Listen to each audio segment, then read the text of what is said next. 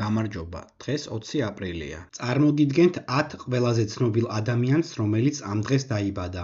1983 წლის 20 აპრილს დაიბადა ავსტრალიელი სუპერმოდელი, მეწარმე და ვიქტორიას სიქრეთის ყოფილი ანგელოზი მირანდა კერი. 1997 წლის 20 აპრილს დაიბადა გერმანელი ჩოგბურთელი ალექსანდრ ზვერევი. ის ამჟამად არის მსოფლიოს მეორე ჩოგანი. 2021 წელს ტოკიოს ოლიმპიადაზე მან ოქროს მედალი მოიპოვა. 1966 წლის 20 აპრილს დაიბადა ამერიკელი მეწარმე, მილიარდერი დევიდ ფილო. ის ცნობილია როგორც Yahoo-ს თანადამფუძნებელი. 1972 წლის 20 აპრილს დაიბადა ამერიკელი მოდელი, მომღერალი, მსახიობი, მოცეკვავე და ტელეწამყვანი კარმენ ელექტრა. 1964 წლის 20 აპრილს დაიბადა ამერიკელი მსახიობი, რეჟისორი, სცენარისტი, მწერალი და მუსიკოსი კრისპინ ჰელიონ გლოვერი. 1808 წლის 20 აპრილს დაიბადა საფრანგეთის მეორე იმპერიის იმპერატორი ნაპოლეონ მესამე. 1889 წლის 20 აპრილს დაიბადა გერმანელი პოლიტიკოსი და სახელმწიფო მოღვაწე, გერმანიის ფიურერი და რაიხსკანცლერი,